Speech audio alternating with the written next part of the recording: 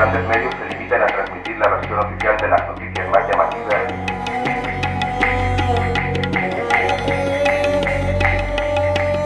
Yo voy a hablar un poco en sepia, porque voy a hablar del pasado. En los últimos 10 años han asesinado 114 periodistas. Así como su rechazo a todo aquello que atente contra la libertad de prensa y opinión. Los tres tenemos que andar escoltados. Los periodistas y la libertad de prensa no somos las únicas víctimas de este régimen. En Colombia hay libertad de empresa, pero no libertad de prensa. Un país que en la memoria, en el chip de la memoria, tiene una barbarie, pero la otra la pretende desconocer. Y es una responsabilidad de los medios.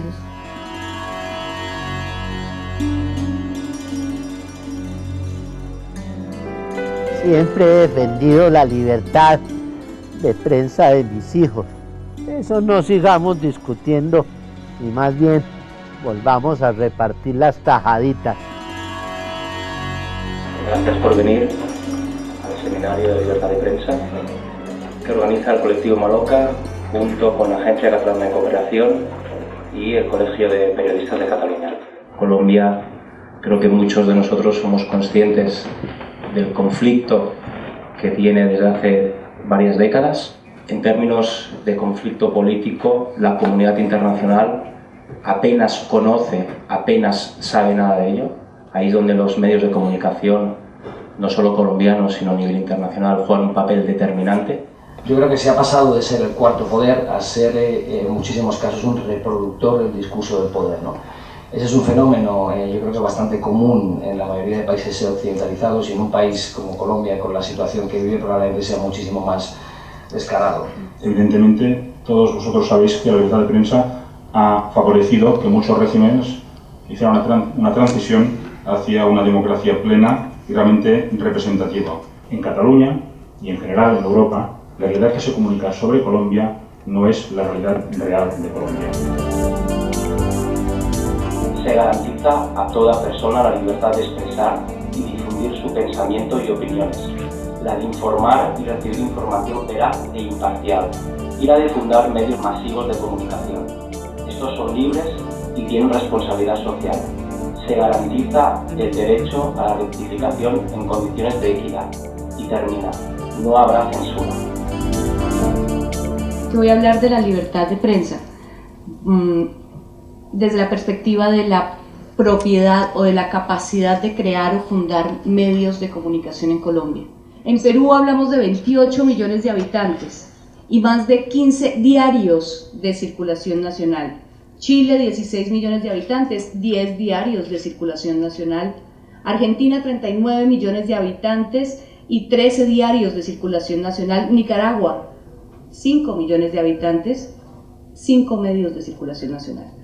En Colombia somos 44 millones de habitantes y 2 diarios de circulación nacional. Va a haber dos diarios de circulación nacional, pero hay 32 millones de leyes. Hablar aquí sobre libertad de prensa debe trascender desde mi punto de vista la mera pregunta de si esta existe o no en Colombia. La declaración, justamente la Declaración de los Derechos Humanos, la traducción de Nariño de esa declaración, defendía como un punto principal la libertad de opinión, la libertad de expresión, la libertad de conciencia. Y todas las guerras civiles, de alguna manera, tuvieron que ver con eso. Esto es la libertad de fundar prensa, de hacer prensa, de mantener prensa en circulación o al aire. 2 diarios de circulación nacional. Recordemos que hasta mayo de este año y durante 7 años, El Tiempo fue el único diario de circulación nacional en Colombia, un país de 44 millones de habitantes, aparentemente próspero y, entre comillas, la democracia más antigua de América Latina. Desde Ospina Pérez en el 46 hasta el fin de la dictadura de Rojas Pinilla hubo censura de prensa de esa de lápiz, ¿no es cierto? De lápiz, de tachón. Muchos de los casos de asesinatos, de amenazas, etcétera, tienen que ver con comentarios sobre el problema de la guerra o de la corrupción local. Estamos aquí para decirles que el riesgo también corre, y en gran medida por cuenta de un gobierno que descalifica con superlativos a todos quienes se le oponen. RCN, Ardila, el azúcar, los ingenios, las gaseosas. Por otro lado, Caracol, las cervezas, los aviones, los seguros, las hamburguesas, los supermercados y tantas otras empresas más. Y 2 productoras de noticias en televisión que se comen la pauta y el rating. Estamos aquí, en suma, a 10.000 kilómetros de distancia, porque Colombia se ha convertido en un país silenciado, atemorizado y manipulado, en un país amordazado. El asesinato de periodistas concita la autocensura. La gente se autocensura, ¿no es cierto?, los periodistas para evitar un problema, para evitar que los maten. Y pareciera que están hablando, a la vez que la voz colombiana se está dejando escuchar, pareciera que también se está dando validez y se está escuchando la voz de muchos países latinoamericanos en los cuales hay represión en contra de los periodistas y contra de todos aquellos que no están a favor del modelo económico que tiene el poder en nuestros países. A modo de conclusión, la relación del Estado colombiano con los medios de comunicación y con la información, basada en el argumento de que cada quien funde la empresa que quiera, y no bajo el principio de que la información es un servicio fundamental para el desarrollo de la democracia, no es una carencia recién nacida en el periodo del 2 veces presidente actual, sino que está en lo más profundo de la dirigencia nacional, que entre favores y negocios favorece y exalta el unanimismo que la aplaude.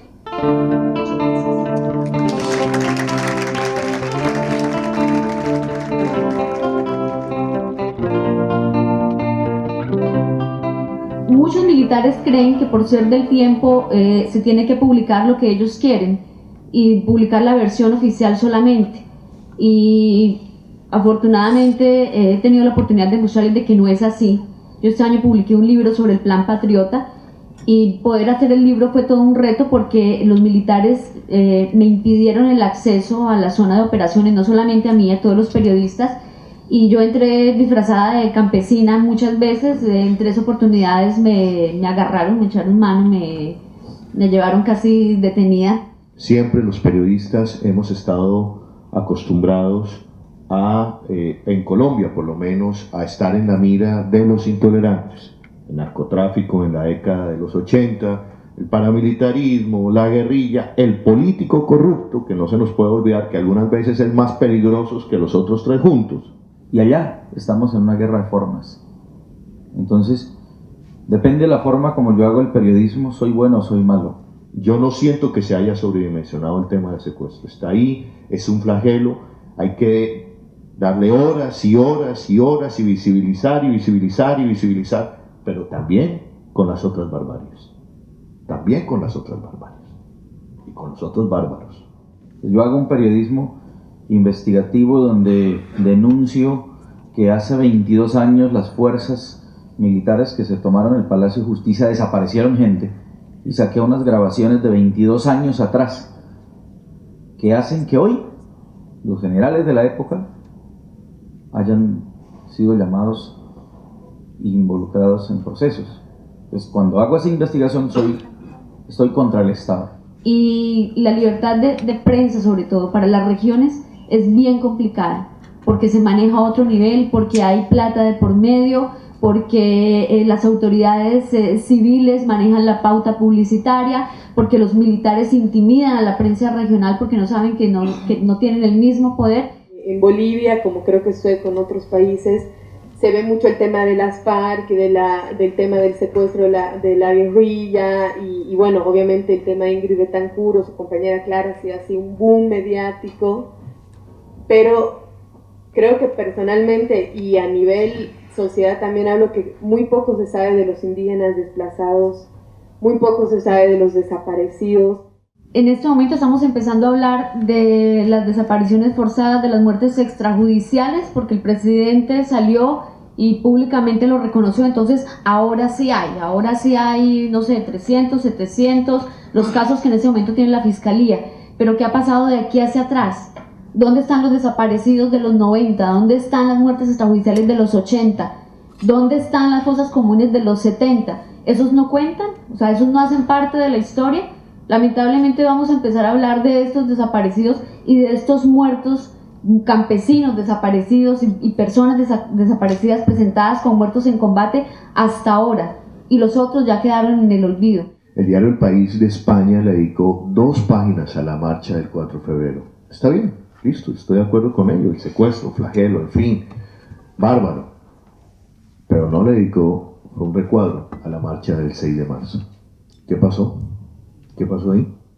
Fíjense que lo de la minga tomó relevancia y cogió mucha fuerza en los medios solamente cuando hubo un enfrentamiento entre el grupo antimotines de la policía y los indígenas y hubo heridos de lado y lado. En ese momento empezó a abrir noticieros, pero antes no, antes era como la noticia, como la cuarta noticia del noticiero.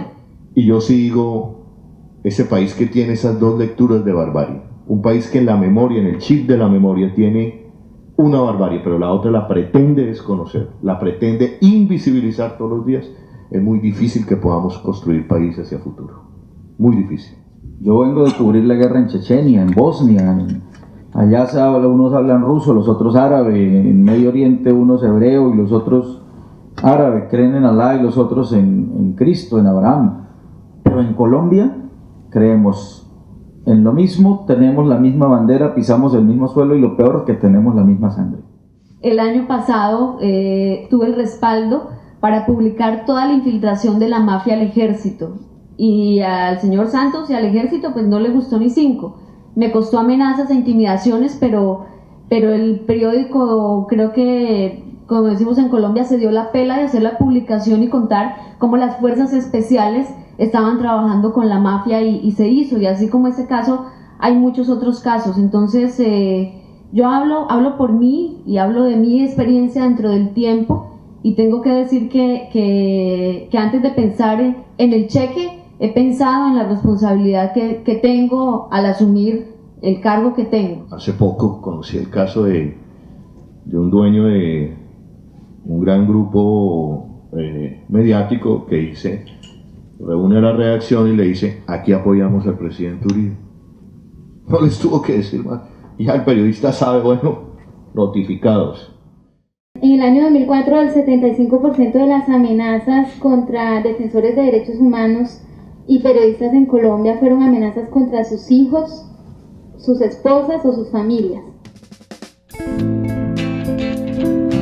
La historia de la unidad investigativa es el reflejo de una confluencia de circunstancias que favorecieron hacer un periodismo independiente de denuncia dentro de un periódico que hoy es muy criticado precisamente por lo contrario. Así que voy a hablar un poco en sepia, porque voy a hablar del pasado para después hablar del presente, de cómo, de la pasión y muerte de las unidades investigativas en Colombia. La unidad investigativa al tiempo nació en 1977 sin acta de fundación y su primera etapa se clausuró a finales de los 80 sin extrema unción.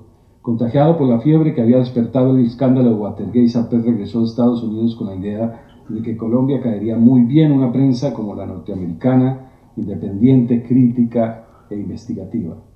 Censura y tropiezos sufrimos todos los integrantes de la unidad investigativa, y fue tanta y tan continua que nos frenó, nos agotó y finalmente nos venció. Se volvió una batalla casi ideológica, porque los argumentos que le daban para no publicar el artículo no eran periodísticos, eran todos de conveniencia nacional. Y creo que justamente el tema de que el periodista tiene la obligación de darle sentido a la realidad, o sea, tiene la obligación de organizar la información y darle un sentido y tratar de explicarla, ir más allá. Y yo creo que donde el periodismo colombiano ha fallado no es tanto en la labor, digamos, de reportear los hechos, sino en tratar de explicarlos. Las guerras se cubren desde la emocionalidad y desde la intención de generar asco, compasión por la víctima, más nunca como procesos políticos y sociales que deben generar conciencia humanitaria y política. Pero también es muy valioso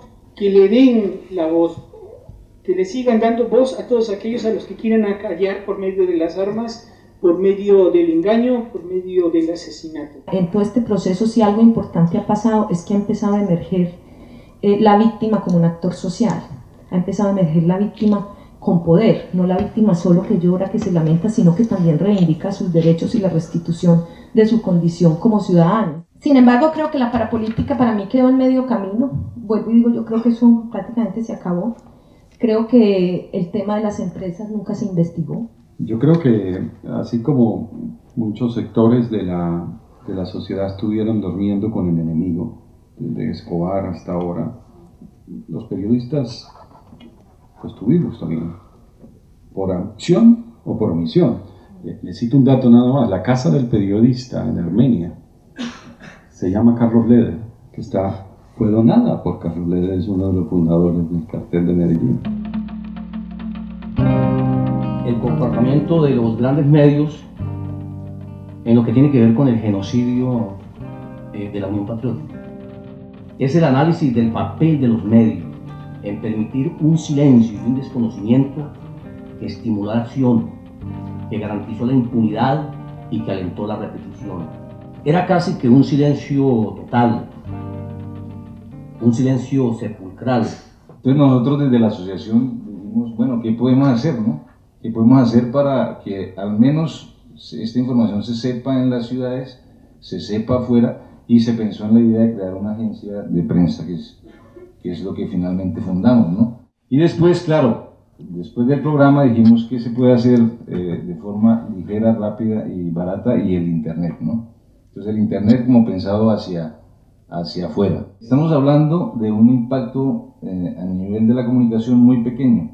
Sí llevamos muchos años, varias décadas, intentando que se nos escuche, intentando llegar a algún lado con nuestra proclama, con nuestras ideas, con nuestra denuncia.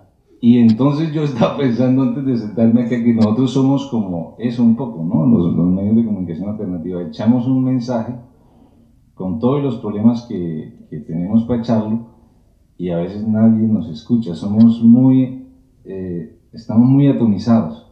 Son muy dispersos. Y siempre desde que comenzamos a trabajar desde el 2002, estamos haciendo un seguimiento permanente, casi diario, de los medios de comunicación audiovisuales, ¿no?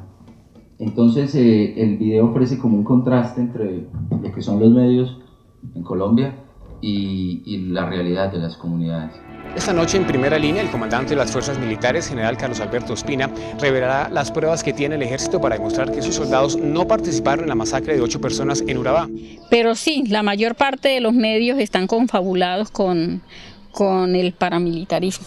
Entonces, como decretaron la ley del silencio a nivel nacional, la gente puede ver, escuchar, los medios pueden ver y ellos tienen que dar su versión. Y es más, ellos están presionados también por las brigadas y ellos también les gusta hacerlo. Ellos están confabulados con el gobierno. El presidente Álvaro Uribe dijo hoy que en la comunidad de San José de Apartadó hay auxiliadores de las FARC. 8 miembros de esa comunidad, incluyendo 4 niños, fueron asesinados hace una semana. Entre tanto, los habitantes de San José de Apartadó ya empezaron a levantar un nuevo caserío por si el ejército o la policía entran a su territorio. Pues o se acaban o de alguna u otra manera tienen que aceptar que la fuerza pública pueda acceder. Ministro de Defensa propone modificar las comunidades de paz. El papel que juegan los medios en esta sociedad deja muchos interrogantes y yo creo que es uno de los factores más importantes, más decisivos para que aquí no pueda haber justicia, no pueda haber un cambio, la gente nunca pueda conocer la verdad.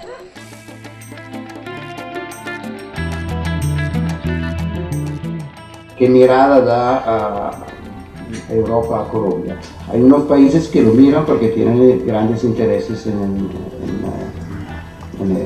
Colombia. Hay otros países que miran más a Oriente, a otros países que no miran nada, miran su ombligo. Me he permitido hacer un barrido cibernético buscando Colombia en algunos de los buscadores de varios grandes medios y, como se imaginarán, no han cambiado las cosas. Los temas que aparecen por goleada tienen que ver con secuestro, narcotráfico, guerrilla, corrupción. A veces me ha pasado ser invitado o participar en un seminario donde todos piensan lo mismo, que son los más aburridos.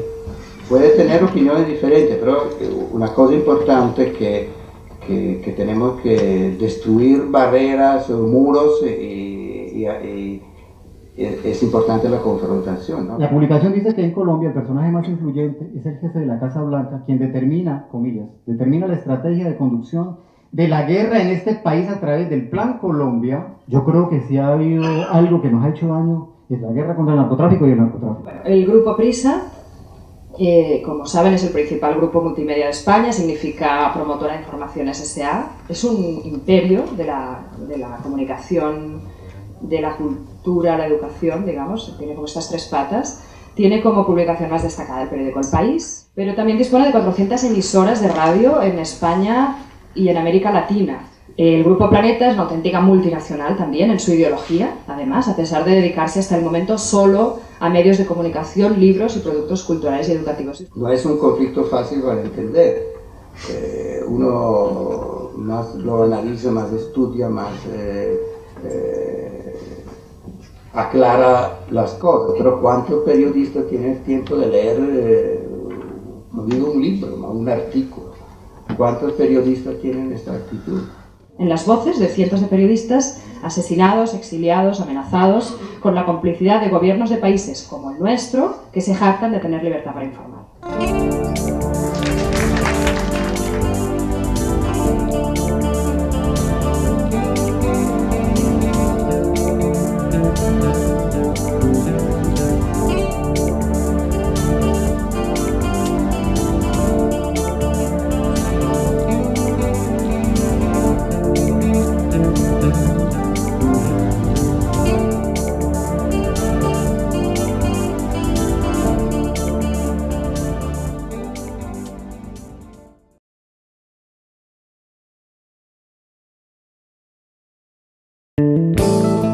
Con todos estos seminarios de Temaloca lo que pretendemos es crear un espacio de reflexión, ¿sí? Y que esa reflexión sea a su vez alimento para la acción.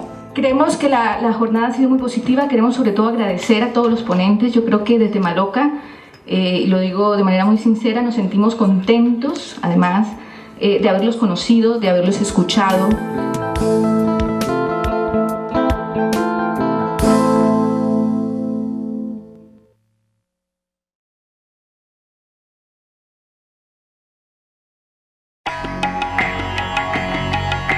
Los grandes medios se limitan a transmitir la versión oficial de las noticias más llamativas.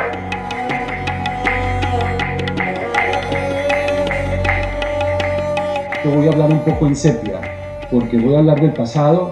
En los últimos 10 años han asesinado 114 periodistas. Así como su rechazo a todo aquello que atente contra la libertad de prensa y opinión. Los tres tenemos que andar escoltados. Los periodistas y la libertad de prensa no somos las únicas víctimas de este régimen. En Colombia hay libertad de empresa, pero no libertad de prensa. Un país que en la memoria, en el chip de la memoria, tiene una barbarie, pero la otra la pretende desconocer. Y es una responsabilidad de los medios.